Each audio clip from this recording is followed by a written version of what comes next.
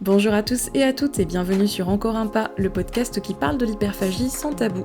Je suis Alizée Perrin, coach en pleine conscience alimentaire et psychonutritionniste, et je vous aide à cultiver une alimentation consciente et sereine. Et bienvenue dans ce nouvel épisode du podcast. Aujourd'hui, j'avais envie de vous parler d'un sujet un peu particulier qui me tient beaucoup à cœur, qui est le deuil qu'on doit faire du corps qu'on aimerait avoir dans le processus de guérison des TCA. Moi, je suis sortie des TCA et je ne fais pas une taille 36. Et je voulais vous parler de ça. Donc pour les personnes qui sont nouvelles peut-être sur le podcast, faut savoir que j'ai souffert de boulimie vomitive et d'hyperphagie pendant plus de 10 ans. Et j'en suis sortie, sauf qu'en en sortant, j'ai pas forcément fait le poids que je voulais faire, le poids que je projetais dans ma tête. Et je voulais vraiment vous parler de ce deuil-là précisément, ce deuil du corps qu'on aurait souhaité avoir en sortant des TCA. Parce que pour moi, en fait, j'avais un peu cette mentalité de me dire: «OK, bon, je veux bien guérir des TCA, mais à condition que je perde du poids, à condition que je devienne mince, évidemment. Ah sinon pour moi, ça valait pas le coup, en fait». À ce moment-là, je me disais: «Bah non, moi mon but c'est d'être mince. Je m'en fiche, en fait, du reste». Pour moi, voilà, c'était tout ce qui comptait, en fait. Alors maintenant, avec le recul, je peux dire que ça, c'est vraiment une pensée qui est le cœur du trouble alimentaire, c'est l'obsession, hein, pour la perte de poids. Et donc forcément, ça fait partie du trouble et moi, ce que je trouve très grave et très inquiétant, c'est le nombre de personnes qui en jouent de ça. Je parle des coachs des réseaux sociaux, les coachs perte de poids, qui affichent très clairement, hein, sur leur profil: «Je vous aide à guérir de vos TCA et à perdre du poids». Pour moi, c'est vraiment un business monstrueux, en fait. Qui devrait être, enfin qui est en fait illégal, mais bref, des personnes qui jouent sur la limite de la légalité. Mais sachez qu'en fait, perdre du poids ne vous guérira pas de votre TCA.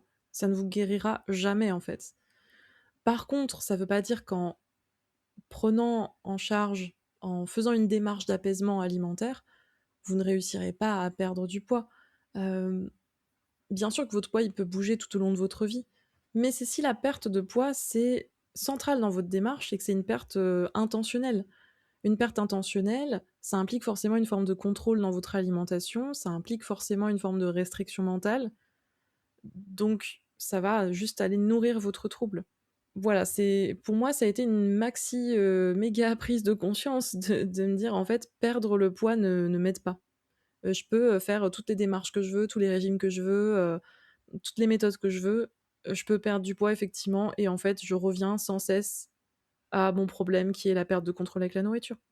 Voilà, donc j'ai pris conscience de ça et je me suis dit: «OK, maintenant faut changer de méthode». Voilà, ça m'a vraiment réveillée, quoi. Je me suis dit: «Allez, sors-toi de là, c'est bon, tu as tout essayé en fait et au bout d'un moment ça ne fonctionne pas». Et moi, c'est vraiment avoir entendu parler de l'alimentation intuitive sur les réseaux sociaux qui m'a réveillée en quelque sorte. Ça m'a fait un gros déclic. J'ai lu le livre officiel de l'alimentation intuitive, je recommande souvent ce livre parce que moi, ça m'a vraiment, retourné le cerveau, quoi. Je me suis dit: «Waouh! En fait, il est possible de manger sans être au régime et sans faire de crise et en avoir rien à faire de la nourriture, mais c'est incroyable». Mais moi, pour moi, c'était un fantasme, ça n'existait pas. Je me disais même que les personnes autour de moi que je voyais faire un peu comme ça, je me disais: «Non, mais elles font semblant. Elles font genre là. Elles font genre, elles en ont rien à faire, mais en fait, elles vont faire comme moi. Ce soir, quand elles vont rentrer après l'apéro là, elles vont se jeter sur les chips, elles vont faire une maxi compulsion». Moi, je pensais vraiment à un moment que tout le monde était un peu comme moi, que tout le monde avait des TCA et que tout le monde se cachait pour dévorer des grosses quantités. Pour moi, je ne comprenais pas comment une personne, au restaurant pouvait laisser la moitié dans son assiette. Je comprenais pas comment quelqu'un ne pouvait ne pas prendre de dessert. Je comprenais pas comment à l'apéro, quelqu'un pouvait, prendre 3 chips et dire: «Ah, j'en veux plus». Limite, ça m'énervait, en fait. Je me dis: «Non mais arrêtez de faire semblant. Arrêtez de mentir là». Mais c'est horrible, hein. Tellement j'étais frustrée de pas pouvoir, avoir cette sérénité-là, en fait. Donc ouais, c'est cette colère, bon voilà, après c'est passé et j'ai pris conscience que non, en fait, c'était vraiment possible. Donc moi, si vous voulez, après avoir passé ma vie entière, depuis, toute petite, à penser qu'il fallait absolument maîtriser son alimentation, maîtriser son physique, qu'il fallait absolument exercer un contrôle sur le corps pour le maintenir à un certain poids. Voilà, moi je pensais vraiment que c'était normal de passer sa vie à penser à la nourriture et au poids. Je pensais que c'était comme ça qu'on maintenait son «physique» entre guillemets. J'aime pas trop ces expressions, mais voilà, c'est vraiment ce que je pensais à l'époque. Je me disais: «Mais en fait, c'est comme ça qu'on doit faire et c'est super chiant et c'est relou et c'est une charge mentale, mais c'est comme ça et tu dois t'y faire» et voilà. Donc moi, je suis passée de ça, cette mentalité-là, à l'alimentation intuitive. Donc en gros, il est possible d'en avoir rien à faire et en fait, c'est normal, normalement, voilà, la normalité, pardon, c'est d'en avoir rien à péter, rien à faire.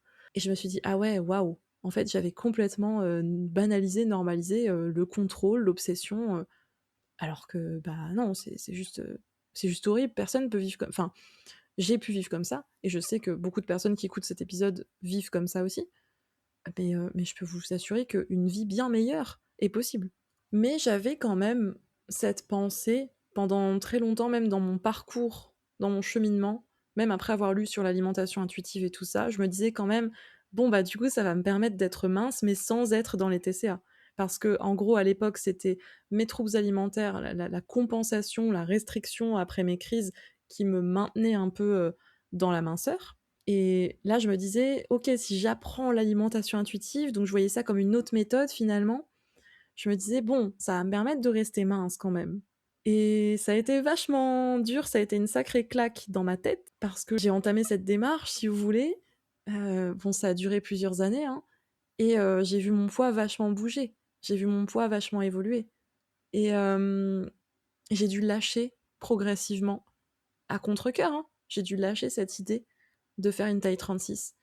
De toute façon, en fait, c'était soit je lâchais complètement prise, soit je restais encore dans ce système de contrôle, de restriction absolue. Je trouve que c'est super frustrant de se rendre compte que plus on contrôle le poids et plus on perd le contrôle avec la nourriture et plus on grossit. C'est juste hyper frustrant de s'en rendre compte et de se dire: «Mais mince, en fait, tous les efforts que je fais, toute l'énergie que je mets là-dedans, ça mène forcément, au bout d'un moment, à partir en vrille». Ça produit l'effet inverse, c'est contre-productif. Genre mince, je me suis acharnée sur ce truc-là et en fait, j'ai fait tout ce qu'il fallait pas faire. C'est hyper frustrant. Mais à la fois, c'est extrêmement libérateur. Parce que je me suis dit: «Allez, tu vas pouvoir repartir à zéro en fait. Lâche prise avec ça, vraiment lâche-toi la grappe, quoi». J'ai eu aussi beaucoup de colère, beaucoup de tristesse parce que je me suis dit: «Purée, mais à la base, moi, quand j'étais petite, quand j'avais quoi? À partir de ouais, quand j'avais 6, 7 ans, j'en avais rien à faire. J'en avais rien à battre de mon poids, j'en avais rien à battre de ce que je mangeais et je vivais ma vie comme ça, insouciante, j'étais bien. Je pense que ça va beaucoup vous parler là, ce que je vais vous dire. J'entends beaucoup cette histoire aussi. Je l'ai vécue, hein et en fait, c'est parce qu'on est allé m'embêter sur ce truc-là, là, parce qu'on m'a dit: «Ah, mais il faut que tu fasses attention, parce qu'il faut surtout pas que tu grossisses, parce que là, tu as pris un petit peu de bidou et gna gna gna. Faut pas manger n'importe quoi, faut faire du sport et gna gna gna». Mais d'une façon vraiment pas bienveillante quoi, vraiment, à fond, grossophobe quoi. C'est parce qu'on m'a embêtée comme ça, que j'ai commencé à avoir conscience que: «Ah mince, le poids ça peut être un problème, faut pas dépasser un certain poids». Moi enfant du coup voilà, la petite Alizée elle a appris, bah, que: «Ah OK d'accord, faut pas dépasser un certain poids sinon apparemment c'est pas bien, sinon apparemment, je serai pas acceptée». Alors que à la base j'en avais rien à faire quoi. Et je vous avoue que, voilà, cette colère-là, je l'ai gardée longtemps en moi, ce truc de: «Purée, mais si on m'avait pas saoulée avec ça et ben, j'aurais juste été, enfin, j'aurais certainement eu d'autres problèmes dans la vie, mais je veux dire, j'aurais pas eu cette obsession, quoi». Ça m'a valu, mais des années, des années, des années de guerre contre la nourriture, de crise de boulimie, d'hyperphagie. Ça m'a valu des années de yo-yo avec, des régimes, des programmes, des trucs hyper drastiques. Ça m'a valu de perdre des amis, tellement j'étais agressive et obsédée par mon poids. Ça me rendait, chiante, en fait, j'étais chiante et je m'éloignais aussi, hein, de certaines personnes, je refusais des sorties et cetera. Ça m'a mise en échec scolaire aussi parce que j'étais sous-nourrie et que encore une fois, ça me prenait toute mon énergie et ma concentration donc je réussissais pas bien mes études. Franchement, ça m'a juste gâché la vie, pourri la vie et maintenant voilà, j'ai accepté mon histoire, psychologique, corporelle, voilà, je ce qui est passé, on peut pas changer le passé et je vous invite vraiment à faire pareil, hein, c'est-à-dire que maintenant, bah, c'est trop tard. Voilà, c'est passé, heu, vous avez été embêté avec ça, Vous avez galéré avec ça, maintenant faut avancer. Maintenant c'est OK, vous avez pris conscience. Vous avez pris conscience de tout le truc et c'est génial, en fait. Dites-vous que c'est génial et vous avez le droit d'être en colère, vous avez le droit d'être triste par rapport à ça. Mais franchement, malheureusement, voilà, on peut pas changer ce qui s'est passé. Donc maintenant, c'est une question de reconstruction, hein. C'est vraiment ça, cette pensée-là aussi qui m'a aidée de me dire: «OK, maintenant tu peux quand même te reconstruire une bonne relation à la nourriture et tu peux aussi enfin, ça a été vachement cool, sortir de cette identité de la nana qui veut perdre du poids».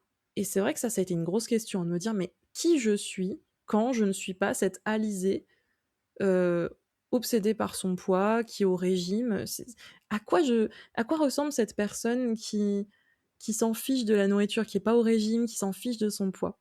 Ça s'est déroulé sur plusieurs années, hein, ce cheminement-là, mais je peux vous dire aujourd'hui que ça fait un bien fou d'en avoir rien à taper, rien à taper de ce que je vais manger, de ce que j'ai mangé avant, de parce que j'ai envie de tel aliment, machin. Il y a plus aucune culpabilité, plus aucune question et rien à taper de mon poids. Purée! Je prends les vêtements qui sont à ma taille. Je me mets en maillot de bain sur la plage. J'en ai rien à faire. J'en ai rien à faire de il y a des haters sur les réseaux sociaux, vous les avez peut-être vus, hein. De temps en temps, ils pop, ils sont là en commentaire: «Gna gna gna gna, tu grosse, nin mais et alors? Et enfin, qu'est-ce que ça peut me faire? Finalement, j'ai tellement été dans une obsession pathologique de ce truc-là. Aujourd'hui, je suis passée par tous les états avec mon poids, avec l'alimentation et aujourd'hui juste, la paix. Voilà, la paix. J'ai fait la paix et en fait, les haters là, ils peuvent dire mais ce qu'ils veulent ou même des personnes de mon entourage, hein, ils peuvent dire ce qu'ils veulent. Moi, je suis là, mais de toute façon, beh, je je m'en fiche. Je m'en fiche! Qu'est-ce que ça peut me faire? Et surtout, j'aime bien des fois poser la question: «Et vous? Vous, petit hater là, qu'est-ce que ça peut vous faire? Qu'est-ce que ça vient éveiller chez vous de voir une personne qui n'est pas mince et qui est épanouie et qui est intelligente et voilà. Qu'est-ce que ça vient trigger là chez vous? Je comprends pas. Pourquoi il y a autant de haine? Pourquoi il y a autant d'aigreur en vous, quoi?» Donc c'est assez libérateur parce qu'à partir du moment où vous en avez plus rien à faire, bah, vous vivez votre meilleure vie et vous avez de la place dans votre tête, dans votre vie, pour tellement de choses, tellement de projets, tellement de rêves, c'est incroyable et moi, ces dernières années, vraiment, j'ai eu une énorme avancée, une énorme évolution sur ce sujet-là, quoi et tellement heureuse maintenant d'avoir, ouais, d'avoir la place de ressentir d'autres choses que, toujours des émotions ou des pensées en lien avec la perte ou la prise de poids. Vous voyez ce que je veux dire, hein? C'est ce truc-là prend trop de place, en fait. Bon après voilà, je vous raconte tout ça, mais c'est un résumé avec la prise de recul et tout ça sur mon parcours, mais je peux vous dire que ça a été chaotique, que ça a duré des années, qu'il m'a fallu de la thérapie, plusieurs types de thérapie pour en arriver là, avec plusieurs professionnels différents et il a fallu beaucoup de discussions, d'écriture. J'ai des carnets où j'écris, beaucoup de voilà, de réflexion en profondeur, de méditation, de groupes de parole, voilà, toutes ces choses-là qui ont pu aider à changer complètement ma vision de l'alimentation et du poids. Mais mais franchement, je suis si là, la Alizée d'il y a 10 ans, elle était là aujourd'hui là, elle me reconnaîtrait pas. Elle se dirait: «Mais quoi?» Enfin, je suis plus du tout la même personne. Plus du tout, du tout, du tout. Donc j'ai envie de vous dire, lâchez-vous la grappe. Et c'est pas parce que vous lâchez prise sur votre poids que vous êtes dans une sorte de résignation, que c'est un laisser-aller. Ça aussi, c'est une pensée que je pouvais avoir, hein. «Ah mais tu vas quand même pas te laisser aller, tu vas pas abandonner». J'avais la pensée que ça allait être quelque chose de lâche, mais pas du tout, c'est l'inverse. C'est quelque chose d'extrêmement courageux dans la société dans laquelle on vit.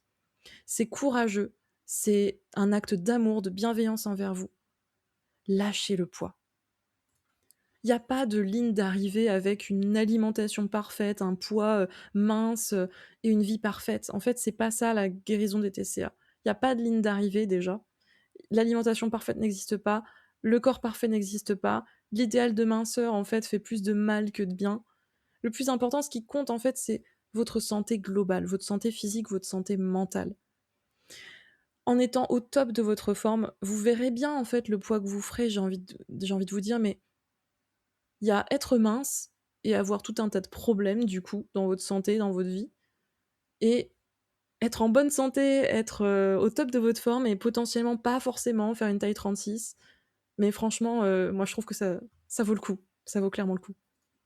Gardez en tête que votre poids, il est voué à changer tout au long de votre vie et c'est comme ça. Et vous pouvez pas avoir le corps que vous aviez à l'âge de 15 ans ou à l'âge de 18 ans ou même à l'âge de 20 ans. C'est comme ça, votre poids, il peut pas, c'est très rare quand même que vous gardiez, le même corps que vous aviez à l'adolescence, quoi. Dites-vous que voilà, gardez en tête que les régimes à répétition vous font prendre du poids sur le long terme. Donc on arrête complètement ça. Moi, j'ai lu vachement d'études sur le sujet, vachement de rapports et tout ça. J'avais vraiment besoin de comprendre scientifiquement parlant ce qui clochait. Parce que je pensais vraiment qu'il y avait un truc qui clochait chez moi. En fait, il y a rien qui cloche. Il y a rien qui cloche chez vous, hein. C'est le système des régimes, c'est ce système de contrôle, de poursuite, maladive de la minceur qui est malsain. Ça ça met en avant des arguments de type santé et cetera, mais il y a tout un business, hein. L'industrie de la minceur, elle est monstrueuse, elle représente des milliards et des milliards chaque année. Il y a un énorme business là-dessous, prenez-en bien conscience, qu'il y a un message qui est martelé volontairement, hein, de vous faire croire que vous manquez de volonté, que c'est pour votre santé, blablabla. N'écoutez pas, n'écoutez pas. En tout cas, si vous êtes en plein dans ce processus-là, bah, j'ai envie de vous dire bravo. J'ai envie de vous dire vous êtes super courageuse ou courageux. Parce que c'est courageux dans une société grossophobe comme la nôtre de lâcher en fait l'objectif perte de poids. C'est presque un peu militant finalement. Et j'ai envie de vous quitter sur ces mots, sur ce message très important.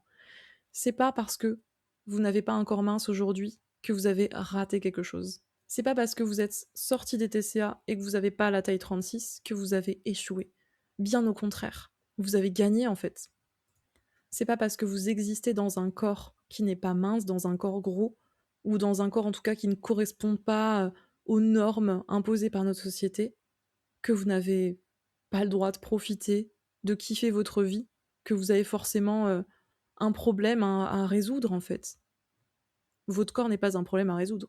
Votre corps n'est pas une performance. Et je pense que c'est vraiment sur ces mots qu'on va clôturer cet épisode. Merci à vous de l'avoir écouté et merci de votre soutien. Je reçois souvent des petits mots très sympas. D'ailleurs, bah, n'hésitez pas à m'envoyer des petits messages, des petits commentaires si vous souhaitez réagir à cet épisode. Ça me fait toujours plaisir de vous répondre. Et si vous aimez le podcast, bien sûr, vous pouvez soutenir mon travail en lui mettant la note de 5 étoiles. Si vous ne savez pas par où commencer pour sortir de l'hyperphagie, sachez que j'ai mis en place une petite formation gratuite qui dure 7 jours et chaque jour vous recevez un mail avec une vidéo et une petite fiche d'action concrète à mettre en place. Le lien est dans la description de l'épisode si vous souhaitez vous inscrire. Et je propose aussi un accompagnement en tant que psychonutritionniste spécialisé hyperphagie, un accompagnement justement pour vous aider à sortir de l'obsession avec la nourriture, pour vous aider à retrouver la paix. Donc pareil, vous retrouvez toutes les infos en description de l'épisode. En attendant le prochain, eh bien, je vous souhaite une bonne journée, prenez bien soin de vous et je vous dis à bientôt.